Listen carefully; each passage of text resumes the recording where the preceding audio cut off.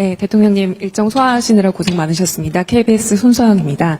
어제도 말씀하셨고 이제 양국 우호 증진을 설명하시면서 좀 혐중 혐한 정서를 해소하는 문제의 중요성을 말씀하셨는데요. 중국 측 시주석이나 이제 고위 인사들과 만나시면서 중국 측도 이런 문제에 대한 우려를 좀 표명했는지 그런 점들이 좀 궁금하고요. 이게 어쨌든 시간을 갖고 좀 해소해야 될 문제이긴 하지만 단기적으로 조금 뭔가 문제 해결이 필요할 것 같은데 그런 방안에 대해서는 좀 어떤 고민하고 계신지 여쭙고 싶습니다. 말씀드린 것처럼 가까운 이웃이고 떠날 수 없는 관계이고 거대한 잠재력인데 우리가 배척하고 피하면 우리 손해죠. 그런데 꽤 오랜 기간 동안에 혐중혐한 정서라고 하는 게 양국이 상당히 광범하게 또 지속적으로 또 악화되면서 정말 양국에 큰 피해를 입혔습니다. 저는 대한민국이 훨씬 더 큰 피해를 입었다고 생각해요. 중국의 예를 들면 상품 서비스 수출이 지금 많이 나빠졌죠. 그래서 홍콩을 제외한 무역 수지가 지금 적자로 전환됐습니다. 왜 그렇게 되냐? 중국 사람들 입장에서 한국 상품 보면 싫은 거죠. 원래도 그렇잖아요. 한국 상품이나 문화가 좋으면 막 화장품도 사고 싶고 물건도 사고 싶고 놀러도 가고 싶고 그런 건데 자꾸 싫어하니까 주변에서 또 싫은 감정이 드니까 그럼 나빠지죠. 대한민국도 마찬가지죠. 그래서 이게 계속 악순환이었는데 이 점을 개선해야 된다라는 점에 저나 또는 중국 국가 지도자 모두가 동의했어요. 어떻게 개선할 거냐. 제가 근거 없고 불필요한 혐중 조장, 혐오 조장 이건 없어야 되겠다. 무슨 부정선거를 중국이 어쩌고저쩌고 이런 정신 나간 소리를 해서 그 감정을 상하게 하면 되겠습니까? 근거도 없고 불필요하죠.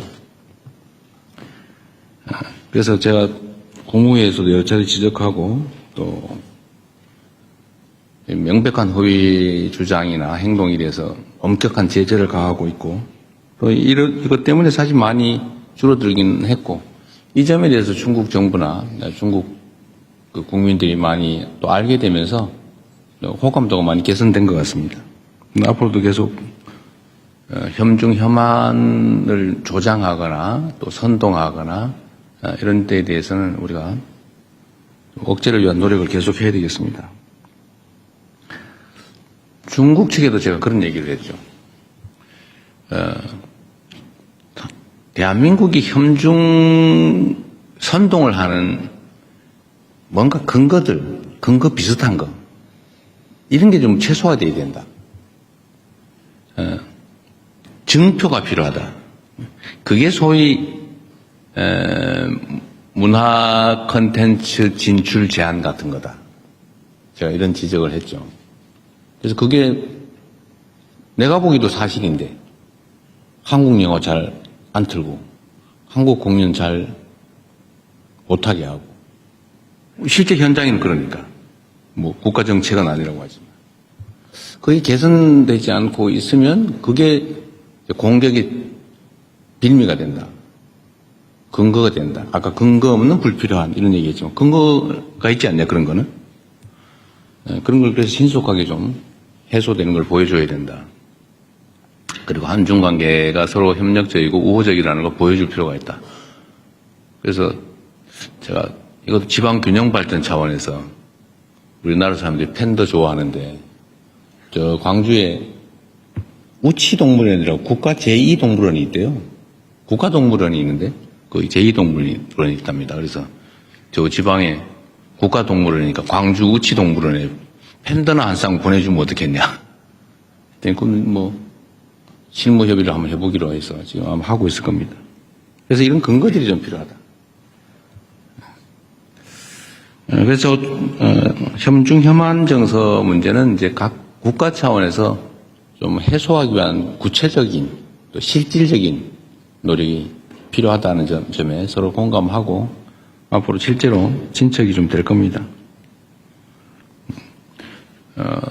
제가 이 점도 이제 중국 측이 얘기를 해줬는데, 이게 계속 이제 중국에 대한 악감정 계속 늘어나고 있었거든요.